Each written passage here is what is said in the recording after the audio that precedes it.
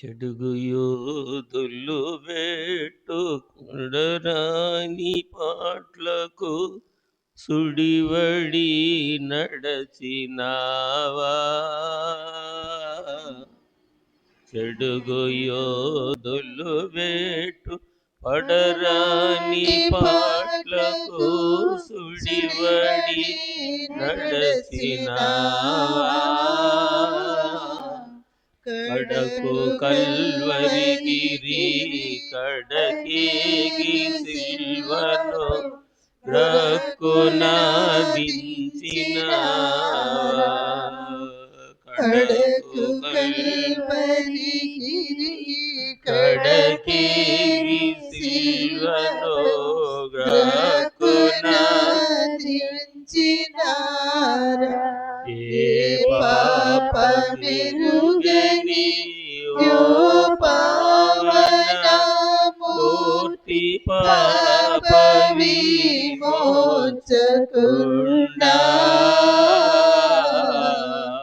నా పాలి దైవమా నా పాపముల కొరకి పాటలు నందినావా. నా పాలి దైవమా నా పాపముల కొరకి పాటలు నందినావా. పరమున మహామహిమలో దేవునితో ఉండుట గొప్ప భాగ్యం ఎంచుకొనక మనిషిని పోలికగా పుట్టి దాసుని స్వరూపమును ధరించి శిలువ మరణముందునంతగా శ్రమించి విమోచన తెచ్చిన పరమదేవుని నామమును స్తుతించుట వలన రావలసిన ఆశీర్వాదము పరలోకపు తండ్రి మనకెల్లరికును దయచేయును గాక. ఆమేన్. ప్రియులారా,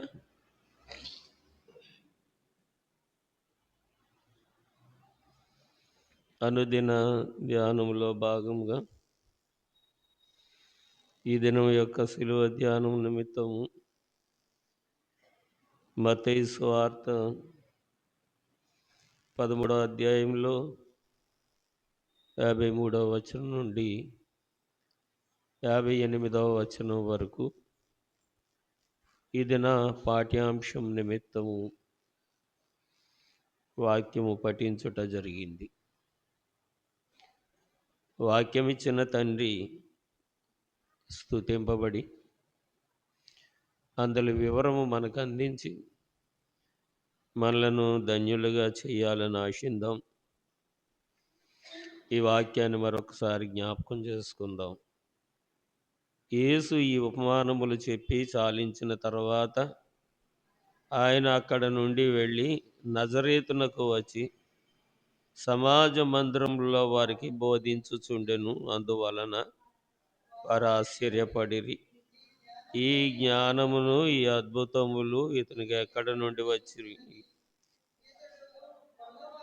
ఇతడు వడ్లవాని కుమారుడు కాడా? ఇతని తల్లి పేరు మరియ కాదా? యాకోబు, యోసేపు, సీమోను, యూదాను వారు ఇతని సోదరులు కారా? ఇతని సోదరీమణులందరూ మనతోనే ఉన్నారు కారా? ఇతనికి ఈ కార్యములన్నీ ఎక్కడి నుండి వచ్చినని చెప్పుకొని ఆయన విషయమై అభ్యంతరపడిరి. అయితే యేసు ప్రవక్త తన దేశములోను తన ఇంటను తప్ప మరి ఎక్కడైనాను ఘనహీనుడు కాడని వారితో చెప్పాను. వారి అవిశ్వాసమును బట్టి ఆయన అక్కడ అనేకమైన అద్భుతములు చేయలేదు. చేయడేమియో ప్రభువో సభకు, చేయడేమియో ప్రభువో సభకు, చెప్పనిదెయనుచున్నది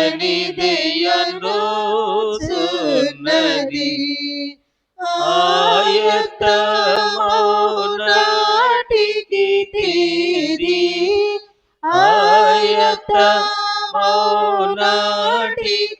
తీరి అందు నన్ను మాయలేదను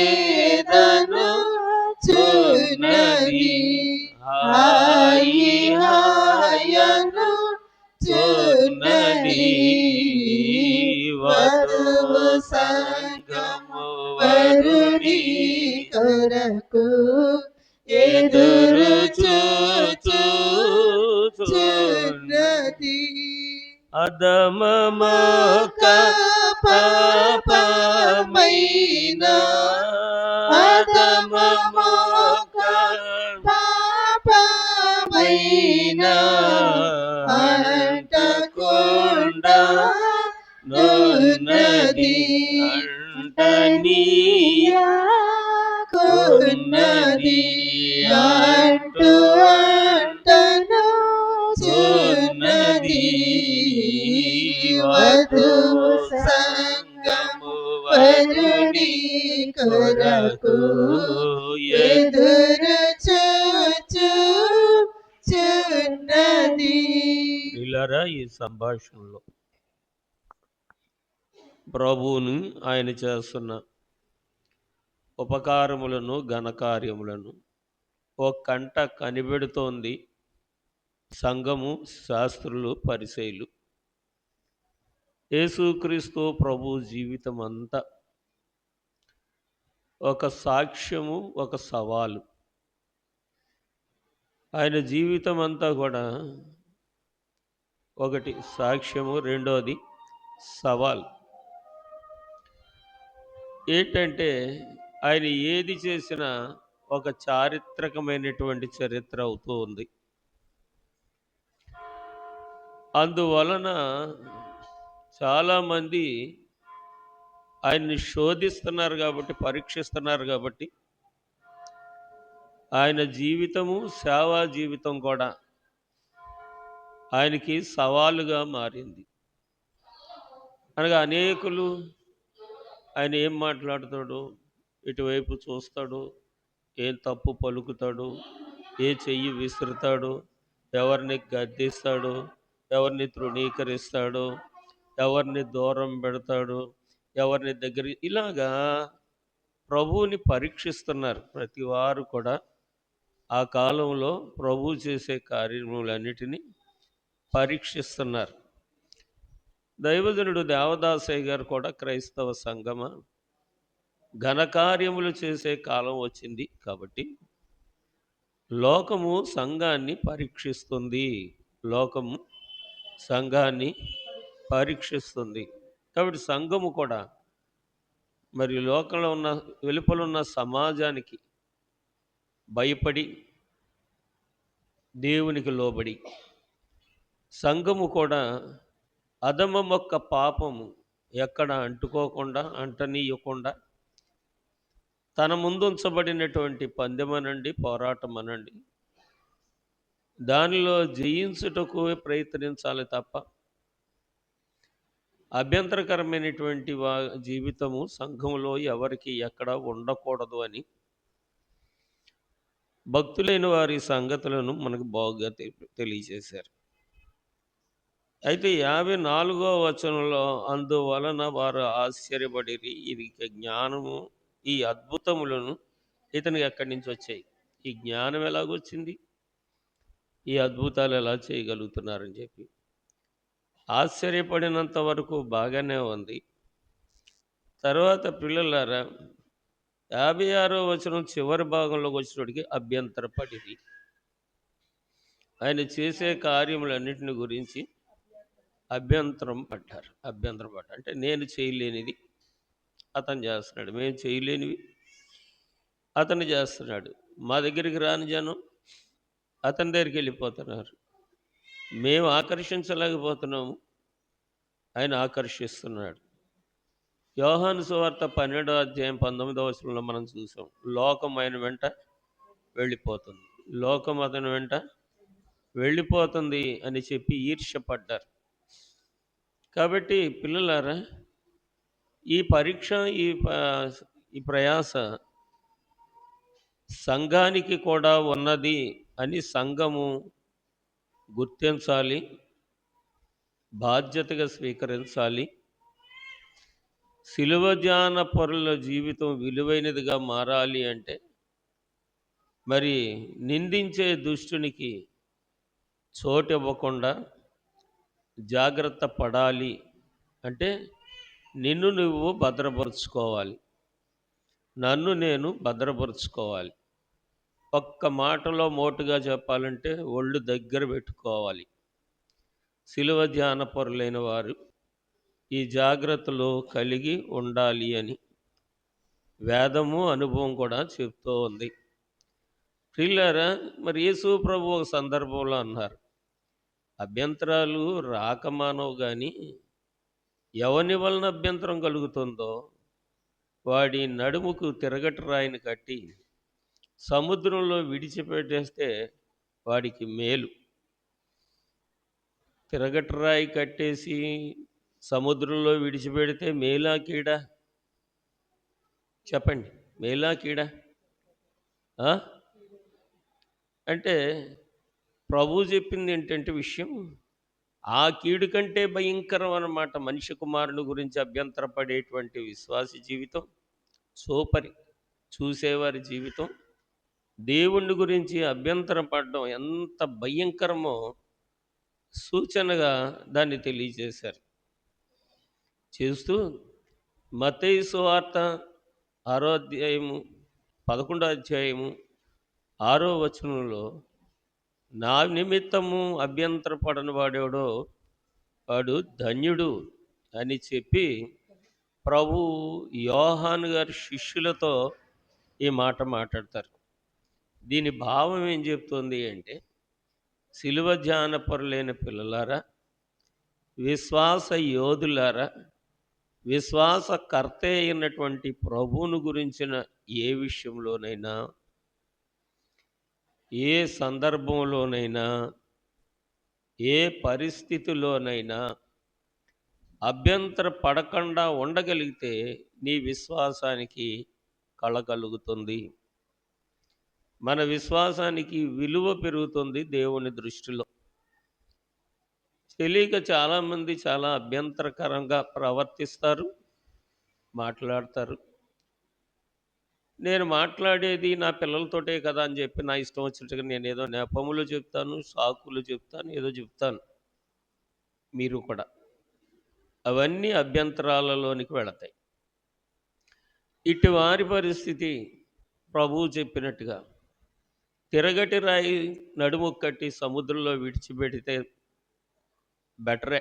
అంతకన్నా భయంకరమైనటువంటి తీర్పు అతనికి ఉంటుంది. కాబట్టి నా విషయమే అభ్యంతర పడని వాడెవడో వాడు ధన్యుడు అని యోహాను గారి శిష్యులు, అంటే చెరలోనున్న యోహాను గారు అంటే జకరియా ఎలిజబెత్లకు వృద్ధాప్యమున దేవుడిచ్చినటువంటి ఏకైక కుమారుడు మనందరికీ తెలుసు యోహాను గారు. జకరియా గారు యాజకులు అన్న సంగతి లూకాసు వార్త 1వ అధ్యాయం మనకు చెప్తుంటుంది. ఆ యాజకుడు వృద్ధాప్యంలో ఉంటుండగా దేవాలయంలో దేవుడు దర్శనమిచ్చి నీ భార్య అయిన ఎలిజబెత్కి 6వ నెలని చెప్తాడు. ఆయన గర్భం ధరించిందని చెప్తాడు. నమ్మడైన అభ్యంతర పడతాడు. అభ్యంతర పడిన కారణంగా నీకు కొడుకు పుట్టి అతనికి యోహాన్ అని పేరు పెడతావు. అప్పుడు వరకు నువ్వు మాట లేనివాడివై మోగవానిగానే ఉంటావు అని ఆ దూత ఆ యాజకుడైనటువంటి ప్రధాన యాజకుడైనటువంటి జకరియా గారి నోటిని బంధించి వెళ్ళిపోయింది. ఆ చరిత్ర మన లూకాసు వార్త 1వ అధ్యాయంలో చదువుతాం. కాబట్టి పిల్లలారా, ఇప్పుడు ఏమైపోయాడంటే మోగవాడైపోయాడు. మోగవాడైపోయినటువంటి ఈ యోహాను గారికి విరుగుడు ఏమిటి అంటే, ఆ వృద్ధాప్యమున మరి ఎలిజబెత్ అమ్మ ఆ బిడ్డకు స్తన్యమిస్తుందని ఎవరు చెప్పారు? అంటే దేవునికి అసాధ్యమైనది ఏదైనా కలదా అన్నట్టుగా శారమ్మ విషయంలో కానీ, ఈ వృద్ధాప్యమునందున్న ఈ ఎలిజబెత్ అమ్మ విషయంలో కానీ, గొడ్రాలు అనబడినటువంటి మానోహ భార్య విషయంలో కానీ, అనగా సంసోన్ తల్లి విషయంలో కానీ, లేకపోతే కన్యకైనటువంటి మరియ విషయంలో కానీ ఆశ్చర్యము. చెప్పండి, ఆశ్చర్యమైన ప్రేమ కల్వరిలో నీ ప్రేమ మరణము కంటే బలమైన బలమైన ప్రేమిది ప్రేమది నన్ను నన్ను జయించిన నీ జయించని ప్రేమ ఆశ్చర్యమైన ఆశ్చర్యమైన ప్రేమ. చాలు. అప్పుడప్పుడు కొంచెం సణుక్కుంటుండండి నోట్లో పాటలు, లేకపోతే అవసరానికే తెరిస్తే మాటలు రావు, పాటలు రావు. అప్పుడప్పుడు వాళ్ళ గురించి వీళ్ళ గురించి సణుక్కుంటే ఏదో దేవుని గురించి సణుక్కోండి, పాటల రూపంలో ప్రార్థనల రూపంలో ప్రయోజనకరంగా ఉంటాయి. కాబట్టి దేవుడు ఏం చేసినా సరే ఒక సెన్సేషనల్ అంటే ఓ విప్లవాత్మకంగా ఉంటుందన్నమాట. మానవ జ్ఞానానికి అందదన్నమాట. ఈ మరుగైన సంగతులు యేసయ్యను వెంబడిస్తున్న వారు చూస్తున్నారు, అభ్యంతరపడుతున్నారు, వారికి కలిగిన అభ్యంతరం బట్టి ఆయన శోధిస్తున్నారు. ఈ చాప్టర్లో మనకు కనబడే సంగతి అది. మనం సహజంగా బైబిల్ చదువుకుంటూ వెళ్ళిపోతాం. సంగతులు ఏంటని మాకుసారి ఆగితే, ఆత్మదేవుడు లోనున్న జలములో లోటైన మన బ్రతుకుని లోపించని రీతిగా సవరించి మనకు నేర్పిస్తారు. సరే పిల్లలరే, ఇప్పుడు జరిగింది ఏమిటయ్యా అంటే, ఈ చివరి వచనంలో అనగా 58వ వచనం, వారి అవిశ్వాసమును బట్టి ఆయన అక్కడ అనేకమైన అద్భుతములు చెయ్యలేదు. అంటే ఇప్పుడు చెప్తున్నారనమాట, చెయ్యడేమియు ప్రభు సంఘకు చెప్పనిదే. అభ్యంతర పడిన వారికి ఏ మేలు జరగదు, ఏ ఉపకారం అందుకోలేరు. విశ్వాసం ఉంటే ఉండొచ్చుగాక. విశ్వాసంలో దైవజనుడు దేవదాసయ్య గారు అన్నారు, ఆవగింజంతా విశ్వాసం అమరి ఉంటే కొండ వెళ్ళి సముద్రంలో పడిపోద్ది. ఆవగింజంత చిరుపాపము అంటూ ఉంటే వధువు సంఘములోనికి ఎలా రాగలుగుతారు? రాలేరు అని ఈ సంగతులు దైవజనుడు, మన ఆత్మీయ జనకులు, తండ్రి గారు మనకి కూలంకసంగా అంటే అరటిపండు ఒలిచి నోటికి అందించినంత విఫలంగా ఈ సంగతులు చెప్తే, యేసు ప్రభు కూడా కఠినంగా మాట చెప్పారు. అదేంటంటే లూకాసు వార్త 18వ అధ్యాయం 8వ వచనంలో, అయినను మనుష్య కుమారుడు వచ్చినప్పుడు ఒక్క విశ్వాసమును కనుగొనున్నా.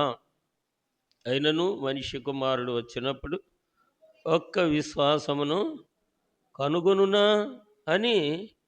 అంటే ఆయనకి తెలుసు సంఘం యొక్క పరిస్థితి ఎలాగుంటుందో, సంఘం యొక్క విశ్వాసం ఎలా ఉంటుందో తెలుసు. విశ్వాసమునకు కర్త, దాన్ని కొనసాగించువాడైన, విశ్వాసం అన్నది నిరీక్షింపబడు వాటి యొక్క నిజస్వరూపమును,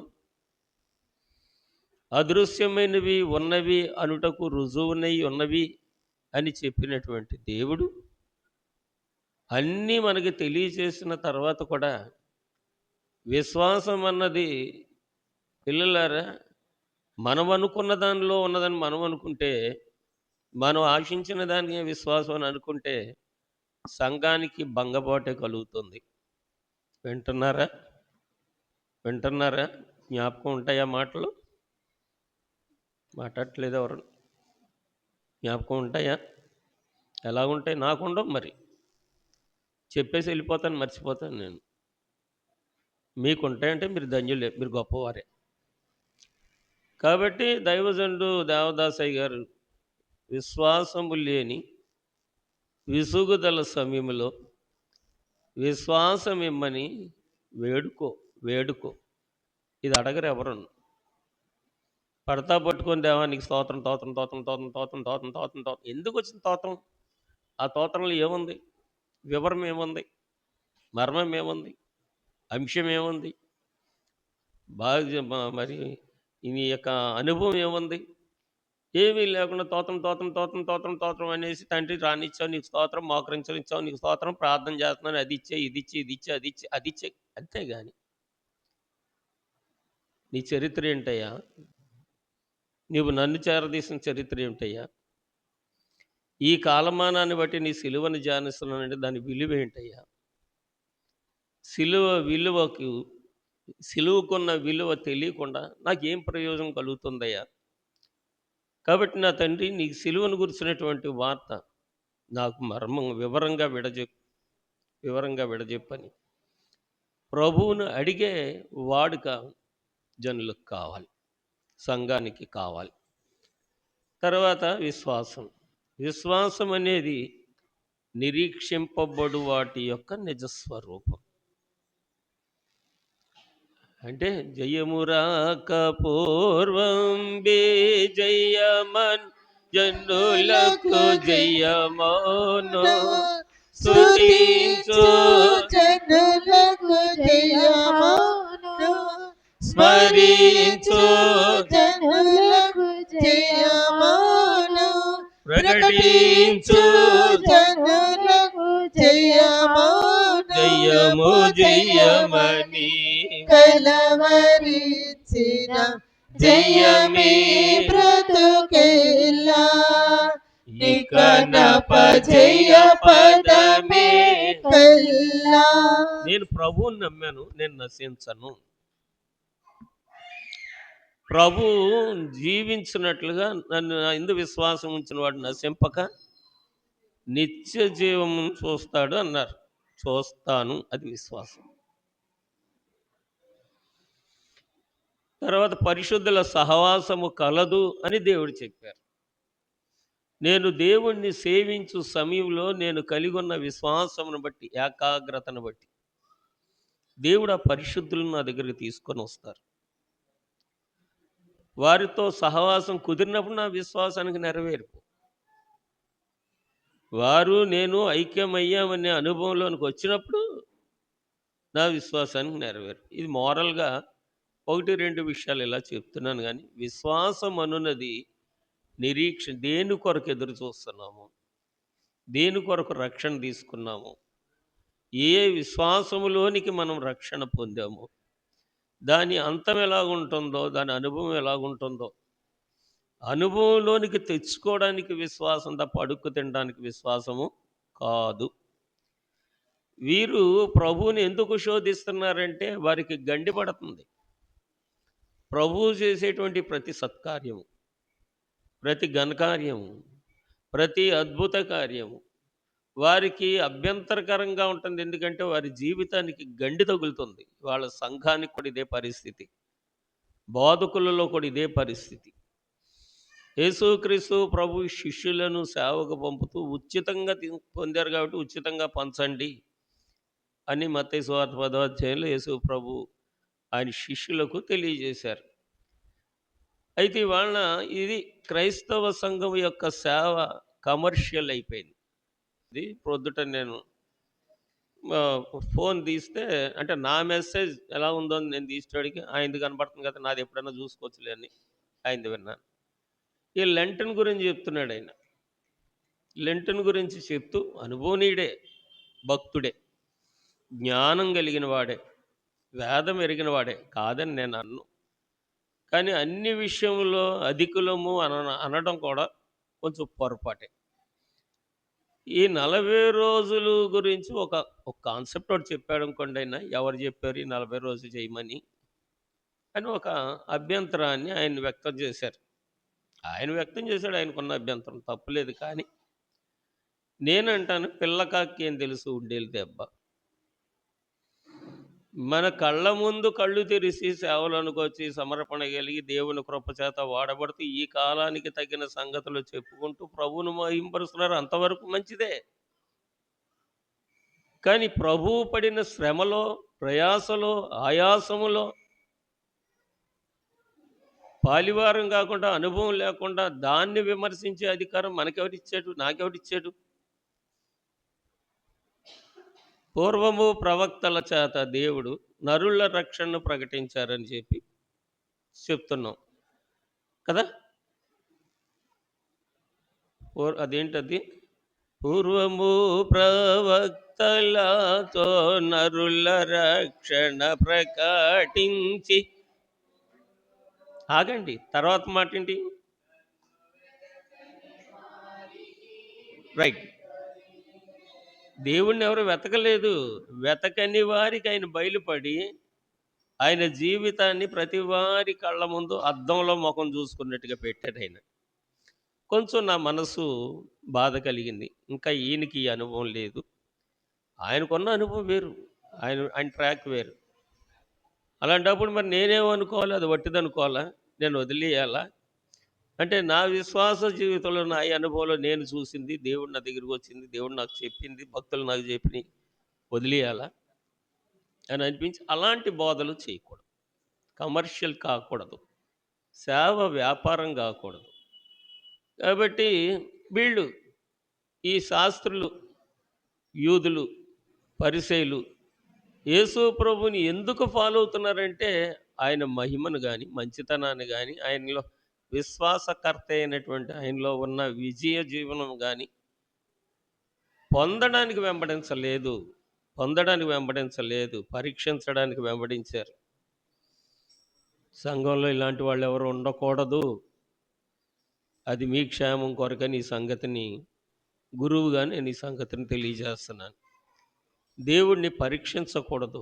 దేవుణ్ణి పరీక్షించకూడదు. మనం చెప్పుకున్నాం విశ్వాసానికి ఆ, ప్రశ్న ఉండదు, ఉండకూడదు. అయితే పిల్లలారా ఇక్కడ 56వ వచనంలో ఇతడు వడ్లవాని కుమారుడు కాడా? చెప్పండి.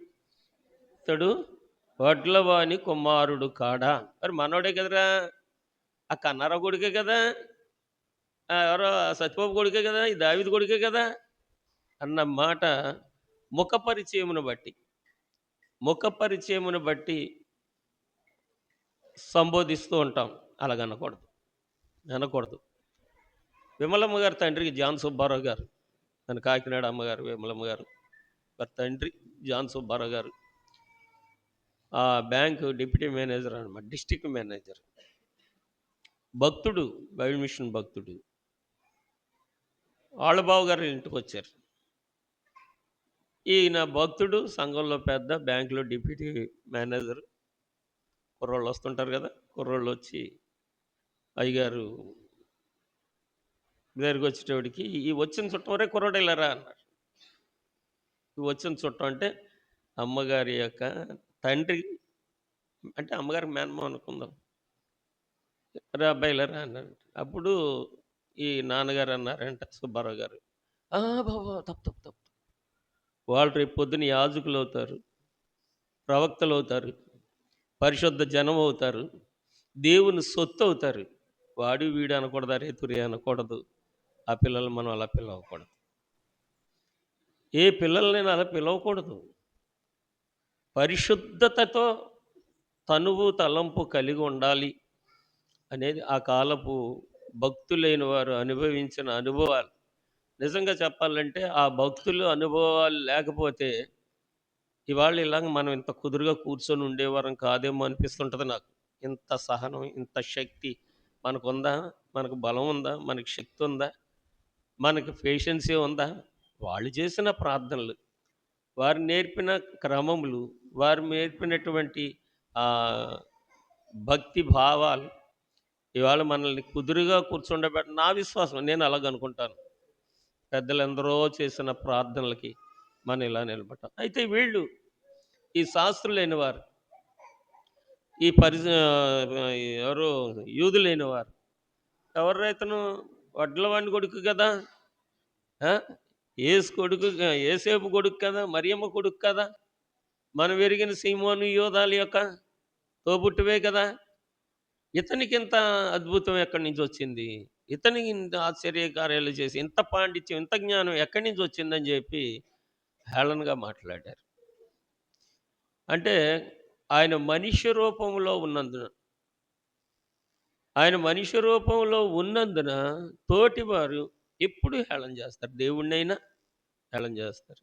కాబట్టి మనమైనా సరే, మనం ఎంత శుద్ధిగా శ్రద్ధగా మనం ఉన్నా తోటి శరీర రూపంలో ఉన్నందున చులకనగా మాట్లాడతారు. కాబట్టే అధమ మొక్క పాపమైన అంటకుండా చూసుకోమన్నారు.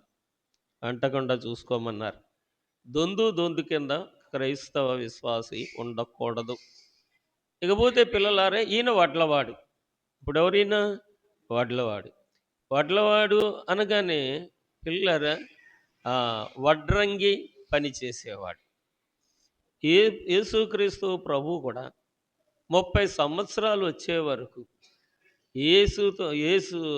యేసేపు దగ్గర తండ్రి సారథ్యంలోనే అదే విద్యను కొనసాగించాడు. తల్లిదండ్రుల సమక్షంలో ఆయన జీవిస్తూ ఈ వృత్తిని నేర్చుకున్నారు. ఈ వృత్తిని నేర్చుకున్న ఈయన ఒక సందర్భంలో, అనగా మత్తయి సువార్త 26వ అధ్యాయంలో ఈయన వనములోనికి వెళ్ళాడు.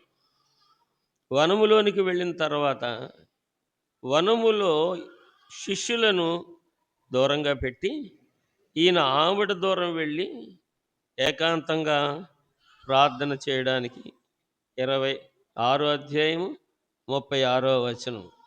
అంతటి యేసు వారితో కూడా గెత్సెమనే అనబడిన చోటికి వచ్చి, నేను అక్కడికి వెళ్ళి ప్రార్థన చేసి వచ్చు వరకు మీరిక్కడ కూర్చుండుడని శిష్యులతో చెప్పాను. గెత్సెమనే ఒక తోట దిగో, ఆ తోటలో ప్రార్థన స్థలమదిగో. గెత్సెమనే ఒక తోట దిగో, ఆ తోటలో ప్రార్థన స్థలమదిగో. ఇచ్చటనే ఉండి ప్రార్థించుడని, ఇచ్చటనే ఉండి ప్రార్థించుడని పలికిన క్రీస్తు మాటదిగో. పలికిన క్రీస్తు మాటదిగో. అదిగదిగో అల్లదిగో కల్వరి మేటకు దారదిగో. ఆ ప్రభువును వేసిన సిలువదిగో. అదిగదిగో. ఈయన ఒక ప్రత్యేకమైన పని మీద శిష్యులను ఎడంగా పెట్టి ఈయన కలిగి ఉన్నటువంటి అనుభవాన్ని బట్టి, అక్కరను బట్టి ఈ వనములో ఏకాంత స్థలంలోనికి వెళ్ళారు. పిల్లలారా, ఇదివరకు అన్నాడు చెప్పని సంగతి ఇప్పుడు చెప్తూ ఉన్నాను. ఏమిటి ఆ సంగతి అంటే, మనం పాడుతూ ఉంటాం ఏంటి, వనములోనికి పోయెను నా రక్షకుడా కదా. వనములోనికి పోయిన, ఒకసారి పల్లవి పాడదాం. వనములోనికి పోయెను నా రక్షకుడా. వనములోనికి పోయెను నా రక్షకుడా.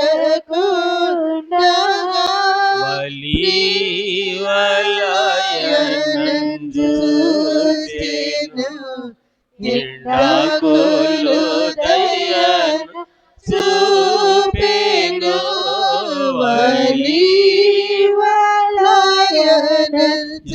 వలివలయనంజూచెను నిండాకులు దయను చూపెను.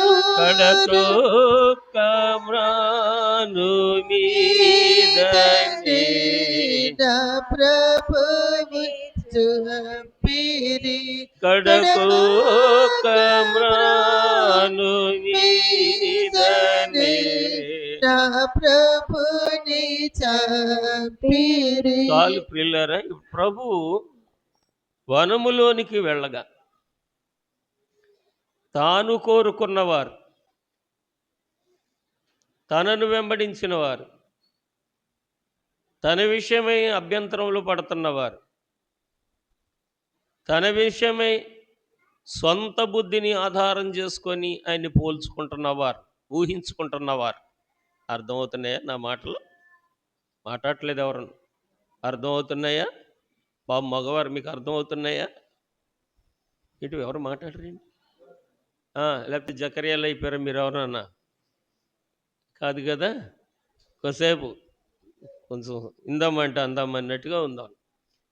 ఇప్పుడు ఈయన ఎవరిని చేరదీశాడు, ఎవరిని ప్రేమించాడు, నన్ను వెంబడించమని ఎవరిని పిలిచాడో వారు కానీ, ఎక్కడ అద్భుతాలు చేస్తున్నాడు, ఎక్కడ పాండిత్యాన్ని ఉపయోగిస్తున్నాడు, ఎక్కడ ఆ, జ్ఞానాన్ని తెలియపరుస్తున్నాడు, చూసేవారే కానీ గ్రహించేవారు ఎవరు లేరు. పెద్దలు ఓ మాట చెప్పారు, నువ్వు ప్రేమించేవారు వెనకాతలు నువ్వు పడద్దు, నువ్వు గౌరవించేవారు వెనకాతలు నువ్వు పడద్దు. నీకు ఇష్టమైన దాని వెనకాతలు నువ్వు వెళ్తే అది ఎప్పటికప్పుడు నిన్ను వదిలేసిపోతుంది. నిన్ను ఇష్టపడే మనిషి కానీ, నిన్ను ఇష్టపడే స్థలము కానీ, నిన్ను ఇష్టపడే వస్తువుని కానీ నువ్వు గౌరవించు అని అన్నారు. తెలుసా ఈ సంగతి మీకు? ఏమండి మాట్లాడండి అమ్మ కొంచెం. తెలుసండి అన్నవాళ్ళు ఒకసారి గట్టి చెప్పండి. అంతే కదా. ఈ మాత్రం దానికి ఏదో ముత్యాలు రాలిపోతున్నట్టుగా, మీ ఎనర్జీ ఏదో తరిగిపోతున్నట్టుగా, మీ ప్రెస్టేజ్ ఏదో డౌన్ అయిపోతున్నట్టుగా ఎందుకు ఫీల్ అవుతారు? కాబట్టి యేసు ప్రభు ప్రేమించిన వారు యేసు ప్రభుని ప్రేమించలేదు. యేసు ప్రభు పిలిచి చేరదీసిన వారు యేసు ప్రభుని ప్రేమించలేదు.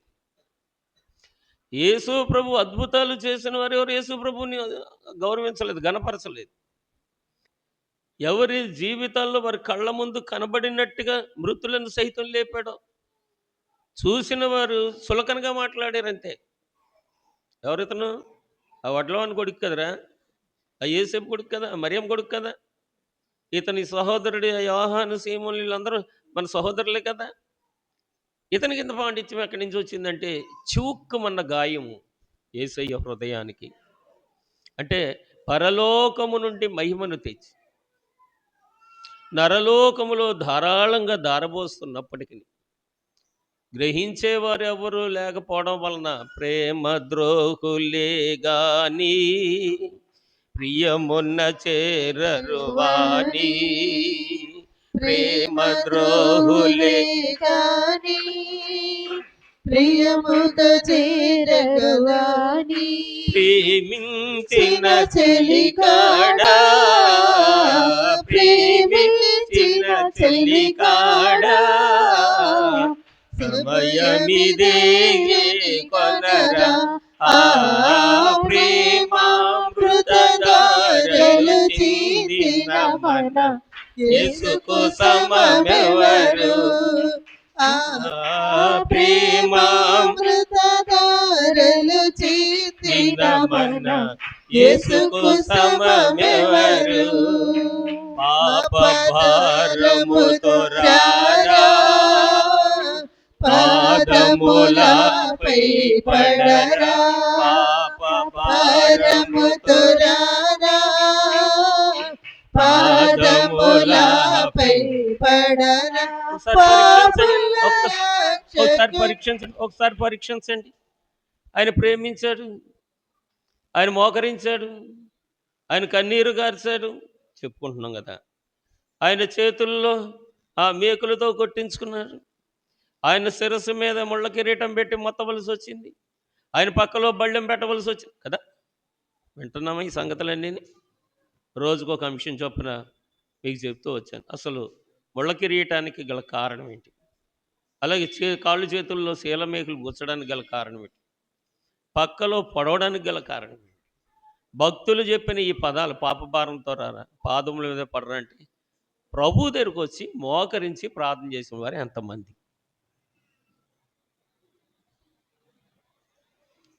మోకరించగలిగిన వారు ఎంతమంది? మోకరించలేకపోతే మోకరించే ప్రయత్నం చేసిన వారు ఎంతమంది? మోకరించడం అంటే అర్థం ఏంటో తెలుసా? తెలుసా? నాకు తెలుసు. ఇలా చెప్పండి. చెప్పరు. నేను అనుకుంటాను బూడిదలో పోస్తున్నానేమో పన్నీర్ అంతా కదా. పన్నీర్ అంతా బూడిదలో పోస్తున్నాను. దేవదాసయ్య గారు అన్నారు, నాలో ఉన్న రసమంతా పోయింది, పిప్పు నా దగ్గర మిగిలింది అని అన్నారు. ఆ శిష్యులు, కడవరి శిష్యులను చూసి ఆయన మహిమ, ఆయన ప్రభావం, ఆయన ఆత్మ, ఆయన సారం అంతా శిష్యులు పట్టుకొని పోయారు పోయారు అదంతా ఒక పెద్ద చరిత్ర. పనికి రాని పిప్పు మాత్రం దాసయ్య దగ్గర ఉండిపోయింది. వాళ్ళ వల్ల ఏ ప్రయోజనం ఉండదు. సావుకు సహకారులు కాదు, దేవుని మహింపరచడానికి పనికిరారు. ఇంకా దేవుడు బయలుపరిచిన బైబిల్ మిషన్ ఎత్తి చూపించడానికి కూడా వారి పనికిరారు. కడవరి కాలంలో దేవదాసయ్య ఆత్మీయ వేదన వర్ణనాతీతమైంది. మీకు ఎవరికి తెలుస్తుంది? ఇవాళ బైబిల్ మిషన్లోకి వచ్చిన వాళ్ళకి ఎలా తెలుస్తాయి ఈ సంగతులు? కొత్తగా వచ్చిన వాళ్ళకి ఎవరికి ఈ సంగతులు తెలియవు. ఇలా ఉంచితే పిల్లలారా, యేసు ప్రభువును మోకరించడం అంటే దైవారాధన చేయడము. చెప్పండి, ఎవరు చేస్తున్నారు? పాపభారంతో వచ్చావు, సరే బాగానే ఉంది. మోకరించగలుగుతున్నావా? నో. కాళ్ళు సహకరించట్లేదు, నడుము సహకరించట్లేదు కదా. ఎవ్రీథింగ్ ఈజ్ పాసిబుల్ కదా. Nothing impossible in the name of Jesus Christ. Yesu క్రీస్తులో నువ్వు అడిగిన ప్రతిదానికి సమాధానం ఉంది, నెరవేర్పు ఉంది. సాధ్యం కానిదంటూ అసాధ్యమైనదంటూ ఏది లేదు. అంటే ఇంకా నువ్వు సంశయిస్తున్నావు, అభ్యంతర పడుతున్నావు. ఇంకా సంఘానికి ఏముంది చెప్పండి? అభ్యంతరం ఉంది. దేనిని గురించి? దేహం గురించే. బలహీనతను గురించి అభ్యంతరం ఉంది. శిలువ ధ్యానం దగ్గరికి వచ్చిన పిల్లలారా, ఇప్పుడు యేసయ్య శిలువను గురించినటువంటి చరిత్ర, ప్రాముఖ్యమైన విలువలు ఇవాళ చెప్పగలిగితే ఒకటి రెండు చెప్తాను. ఈ వడ్లవాడు ఆ వనములోనికి వెళ్ళాడు. ఎండిపోయిన ఆకులు ఆయన అడుగులకు మడుగులో తిని, ఆయన ప్రేమించిన వారు ఎవరు ఆయన్ని వెంబడించలేదు. ఆయన దీవించిన వారు ఎవరు కూడా కృతజ్ఞత చూపించలేదు.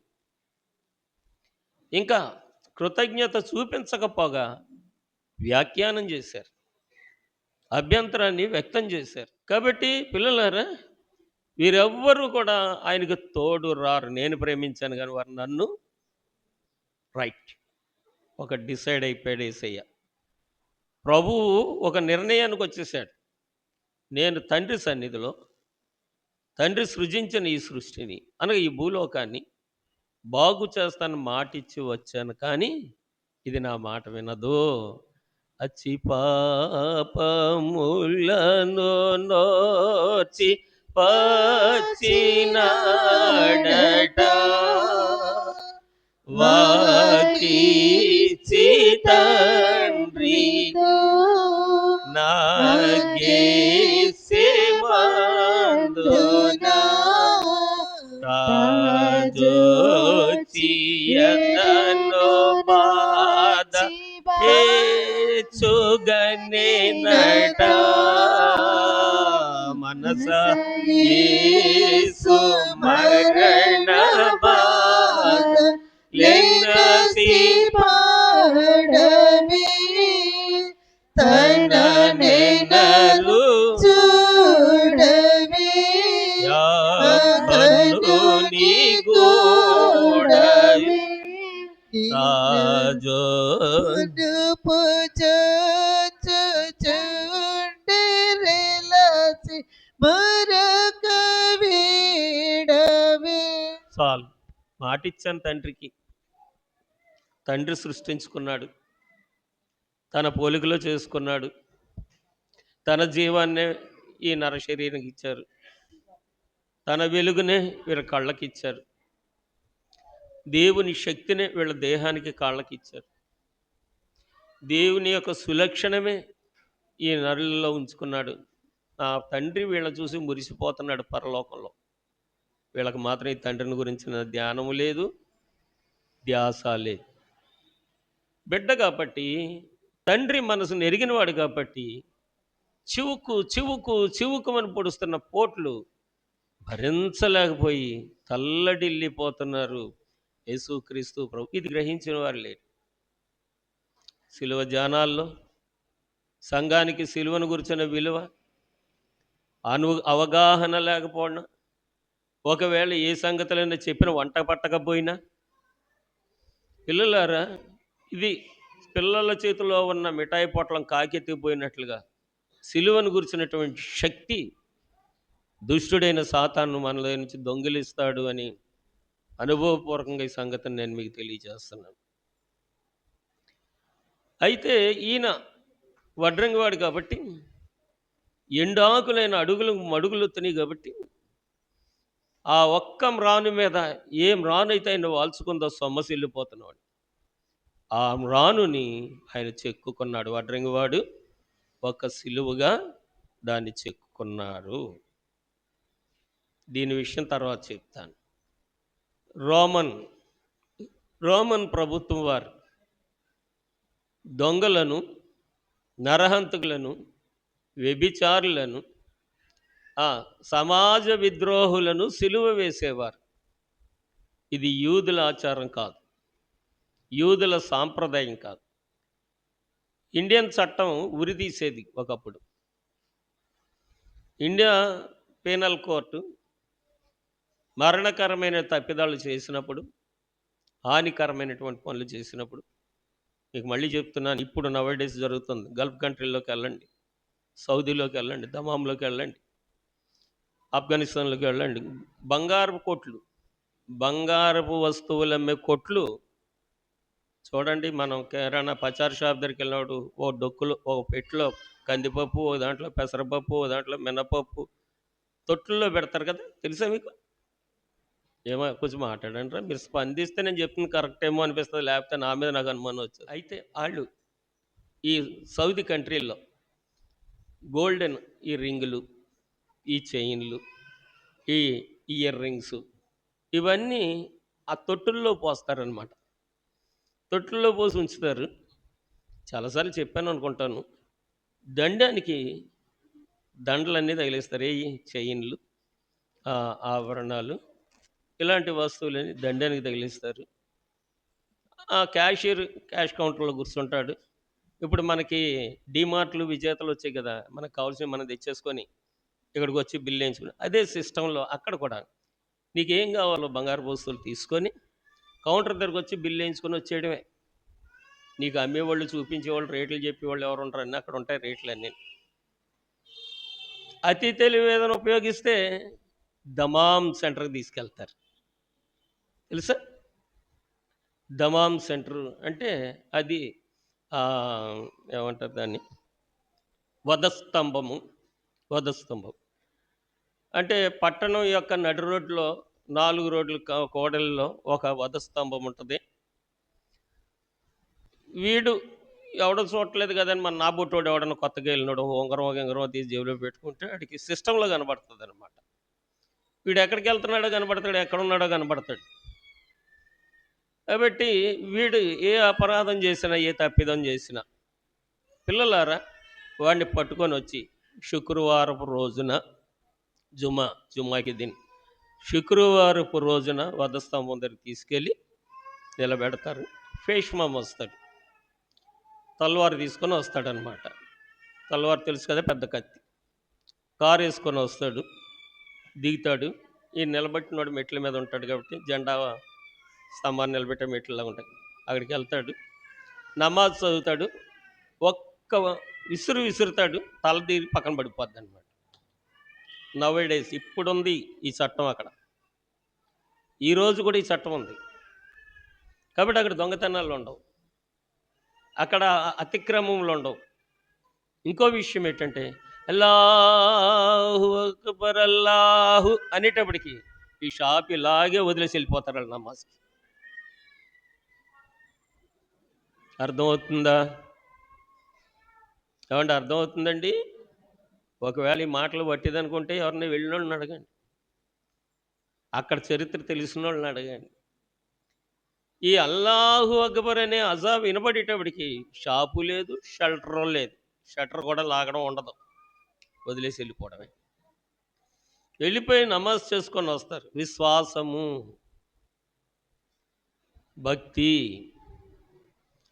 అయితే ఇక్కడ దేవదాస్ అయ్యగారి కాలంలో కూడా అయ్యగారి దగ్గర ఉన్న సారమంతా పిండేసుకున్నారు, కానీ పిప్పుగానే మిగిలిపోయారు. కానీ యేసు ప్రభువుని ఎలాగ విడిచిపెట్టారో దేవదాస్ అయ్యగారిని కూడా అలాగే విడిచిపెట్టారు. యేసు ప్రభు ఆయన ప్రేమించాడు, కానీ వాళ్ళు మాత్రం యేసయ్యను ప్రేమించలేదు. నీ స్థానం ఏదో, నా స్థానం ఏదో క్వశ్చన్ మార్క్ వేసుకొని పరీక్షించుకో. నువ్వు విశ్వాసమైతే దులుపుకొని పోవద్దు సుమా. దులుపుకొని పోతే దేవుడే నీ దగ్గరకు వస్తాడు. నాదేం లేదు కానీ దేవుడే నీ దగ్గరకు వస్తాడు, లెక్క అడుగుతాడు. ఆ దినం చాలా భయంకరంగా ఉంటుంది. అది ఎప్పుడో వస్తుందని అనుకోకు. ఇక్కడ ఉంటుండగానే వీటికి తీర్పులు కనబడతాయి. అయిపోయింది. రోమన్ యొక్క చట్టం, రోమా ప్రభుత్వం వారి సిలువ 2 రకాలు. ఒకటి టీ రాస్తాం కదా ఇంగ్లీష్లో, టీ. ఆ లెటర్ మోడల్లో ఒక సిలువ ఉంటుంది. ఇంటూ మోడల్లో ఒక సిలువ ఉంటుంది. ఇవి 2 శిక్షలు వేసేవానికి వాడేటువంటి సిలువలు. ఇది యూదా సాంప్రదాయం కాదు, యూదుల సాంప్రదాయం కాదు. రోమన్స్ అనగా అన్యజనులు. ఇవాళ దేవుని కృపను బట్టి అది క్రైస్తవ కంట్రీ అయిపోయింది. క్రైస్తవ దేశాలకి కేంద్రం అయిపోయింది. దేవునికి స్తోత్రం. పరిశుద్ధ పౌలు గారి యొక్క ప్రయాసను బట్టి ఆ మహనీయుడు యేసు ప్రభు అన్న మాట అన్నవాళ్ళని వ్యవస్థలుగా చేసి అవమానపరిచేటువంటి మహానుభావుడిని దేవుడు వాడుకున్నాడు. గొప్ప రవిహస్తమించినటువంటి బ్రిటిష్ సామ్రాజ్యాన్ని పౌలు గారు క్రీస్తు రాజ్యంగా మార్చేశారు. ఒకసారి చప్పట్లు కొడదాం.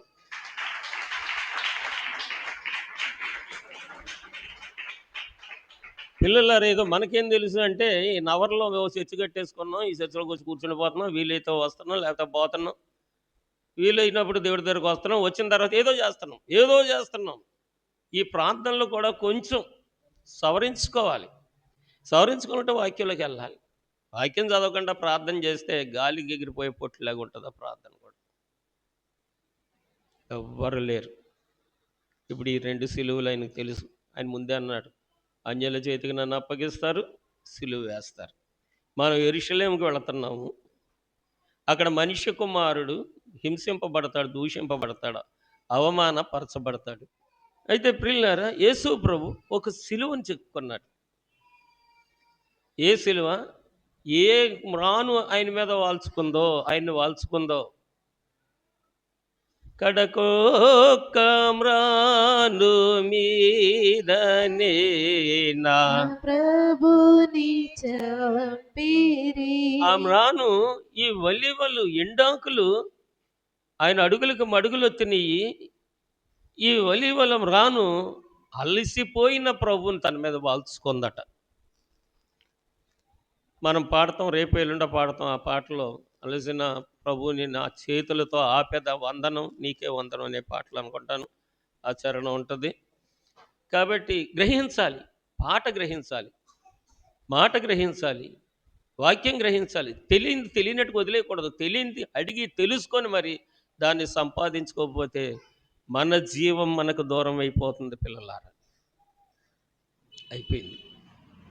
ఇప్పుడు ప్రభువుని సిలువ వేస్తే ఇప్పుడు అన్యాయస్తులతో సిలువ వేస్తారు, అక్రమకారులతో సిలువ వేస్తారు. తెలుసు ప్రభుకి సంగతి. కాబట్టి ఆయన కుడి పక్కన ఒకరిని, ఎడం ప్రక్క ఒకరిని సిలువ వేశారు. ఇద్దరి దొంగల మధ్యమున యేసు ప్రభుని సిలువ వేశారు. ఇప్పుడు ఈ టీ అనేటువంటి క్రాసు ఒకరిది, ఇంటూ అనేటువంటి క్రాసు ఒకరిది. ఇప్పుడు న్యాచురల్ క్రాస్ యేసయ్యది. అర్థమైంది కదా? ఈ సిలువ వేసిన తర్వాత ఇంకా జరిగే విషయాలు ఆ 7 మాటల ధ్యానం సమయంలో మనం వింటాము, నేర్చుకుంటాం. అయితే పిల్లలారా, ఆ కాలంలో మరి ఈ సిలువలను అసహించుకునేవారు. చరిత్ర ఇది, నా అనుభవం కాదు, చరిత్రను చెప్తున్నాను. అసహించుకునేవారు. ఎందుకంటే దుర్మార్గులు, దొంగలు, వ్యభిచారులు, అసహ్యపరులు. అందుకనే సిలువ మామే సచ్చారని చెప్పి ఆ సిలువలను కాల్చి పడేసేవారంట సమాజం. ఎవరెవరిని ఎక్కడెక్కడ సిలువ వేస్తున్నారో ఆ ఉన్న జనము ఆ సిలువను కాల్చేసి బూడిదిగా చేసేవారట. అయిపోయింది కదా. ఇప్పుడు యేసు ప్రభువుని 30 సంవత్సరాల 6 నెలలకి యేసు ప్రభుని సిలువ వేశారు. ఆ సిలువ కాల్చడానికి ఎవ్వరు ముందుకు రాలేదట. ఆ నీతిమంతునితో పాటు చనిపోయిన వారిని కూడా, వారు మోసిన సిలువలు కూడా ఎవ్వరు కాల్చడానికి, ఆ, నిషేధించడానికి ఎవరు ముందుకు రాలేదంట. ఎందుకంటే ఏమో ఏమో ఎందుకు ముందుకు రాలేదంటే ఏమో తెలియదు. ఆఫ్టర్ 400 సంవత్సరాల తర్వాత 4వ శతాబ్దంలో యేసు ప్రభుని సిలువేసిన 4వ శతాబ్దంలో కాన్స్టంటైన్ చక్రవర్తి తల్లి మరణకరమైన దీర్ఘ వ్యాధితో ఉందంట. ఆవిడ మరణకరమైన దీర్ఘమైన వ్యాధితో ఉందంట. ఆ వ్యాధితో ఉన్న ఆవిడ ఎందరినో బాగు చేసిన ఈ మహనీయుడిని సిలువేసి చంపేశారని ఆ గొల్గొతా కొండ దగ్గరికి వెళ్ళి ఈ 3 సిలువలను దర్శించేటప్పుడు మధ్యస్థపు సిలువను ముట్టగానే ఆవిడలో ఉన్నటువంటి రోగం అంతా మాయమైపోయిందంట. దేవునికి స్తోత్రం. ఒకసారి దేవుని మహింపరుద్దాం. దేవునికి స్తోత్రం.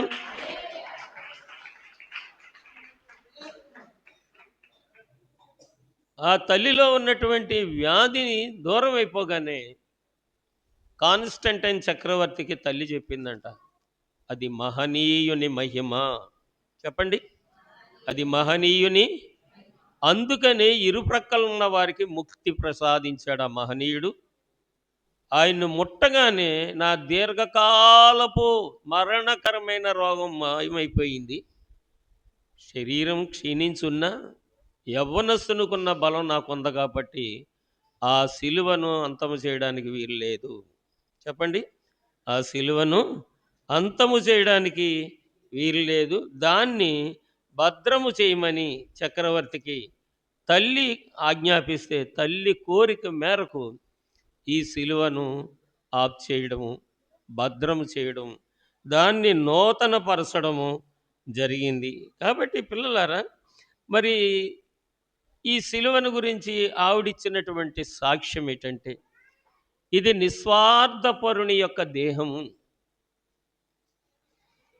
ప్రేమాజీవి యొక్క శరీరము,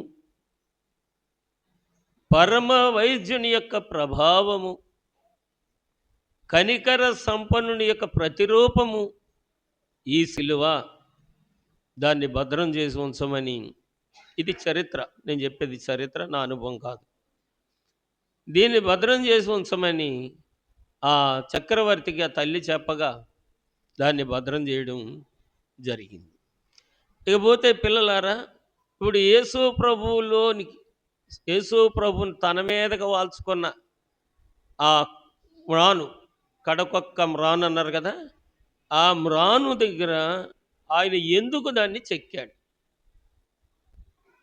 ఎందుకు సిలువాకారాన్ని ఆ వడ్లవాడు ఎందుకు మార్చుకున్నాడు అంటే, ఈ లోకమంతా ఆయన విడిచిపెడుతుంది, ఈ సిలువ ఒకటే నాతో ఉంటుంది. అన్యాయస్తులు అక్రమకారులు చేసినటువంటి సిలువ కాక, నా దేవుని పరదేశుకు నన్ను తీసుకొని మోసి నన్ను పరదేశుకు తీసుకొని వెళ్ళేదే ఈ సిలువ అని ఒక హేతువు చేత ఆయన సిలువను సిద్ధపరిచి తన జీవమును, చెప్పండి, తన మహిమను, తన ప్రభావమును, తన ప్రేమను, తనకున్నటువంటి సకల సద్గుణములను ఆ సిలువలో ఆయన అమర్చి వేశారంట. దేవునికి స్తోత్రం. కాబట్టి ఈ సిలువ ఏమైందంటే లోకానికి శాంతినిచ్చేది. యేసు ప్రభు అంటారు, నా కాడి మీ మీద ఎత్తుకున్న యుద్ధ నేను సాత్వికుడను, దీనుడను, దీన మనస్సు కలిగిన వాడిని కాబట్టి నా కాడి మీ మీద ఎత్తుకొనండి, నా యొద్ద నేర్చుకోనండి అన్నారు. ఇవాళ సిలువ విలువ ఎవరికి తెలుసు? అంటే భక్తుల యొక్క చరిత్రలోనికి మనం వెళ్ళకపోతే, మందల యొక్క అడుగు జాడలను మనం అనుసరించకపోతే, మనం దేవుణ్ణి నమ్ముకొని ఇదే దైవత్వం, ఇదే భక్తి అని అనుకుంటే మోసపోయేది, నష్టపోయేది కూడా ఆ శాస్త్రులు పరిసయ్యుల వలె మనమే. ఆయన్ని తృణీకరించిన కారణంగా అక్కడ ఏ అద్భుతమైన చేయలేదు, ఏ కార్యము అయినా అక్కడ చెయ్యలేకపోయాడు. ఎందుకంటే అభ్యంతరపడుతున్నారు కాబట్టి. అభ్యంతరములు ఉంటే దేవుని మహిమ బయటికి రాదు. అభ్యంతరం ఉంటే ఆయన స్వతంత్రుడు కాబట్టి, ఆ స్వాతంత్రము మనుషులకు ఇచ్చాడు కాబట్టి, స్వాతంత్రమును బట్టి అందరినీ స్వేచ్ఛగా జీవించే అధికారం ఇచ్చాడు కాబట్టి, దేవుడైనా సరే వారు అభ్యంతర పడితే దేవుడు కూడా వారి జోలికి వెళ్ళడు. అది కారణం. దేవుడు కూడా వారికి ఆశను నెరవేర్చేటువంటి అవకాశం, అధికారం దేవుడికి కూడా లేదు. ఇది స్వాతంత్రం యొక్క విలువ, స్వతంత్రం యొక్క విలువ. ఇకపోతే పిల్లలారా, ఈ సిలువ ఆయన మహిమతోనూ, ఆయన జీవంతోనూ, ఆయన నిస్వార్థముతోనూ, ఆయన మహిమ ప్రభావములతోనూ నిండిపోయింది కాబట్టి అది యుగ యుగములు ఉండిపోయింది. దేవుని వాక్యంలోనికి వెళదాం. మత్తయి సువార్త 16వ అధ్యాయము 24వ వచనం. 16వ అధ్యాయము 24వ.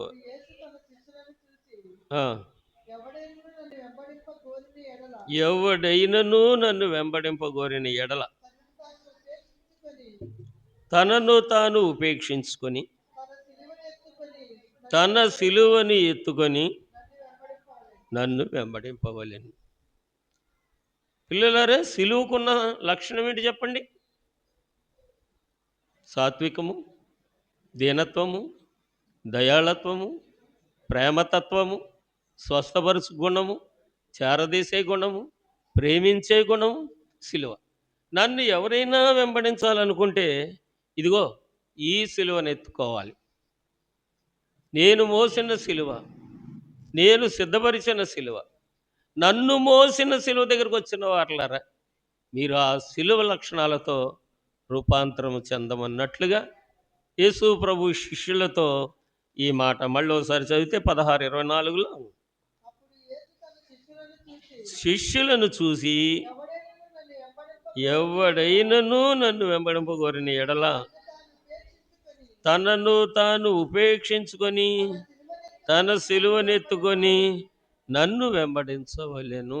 పాప భారముతో రారా, పాదములపై పడరా, పాప భారముతో రారా, పాదములపై పడరా, పాపుల రక్షకుడీసు, పాపుల రక్షకుడీసు తప్పక నిన్ను క్షమించును.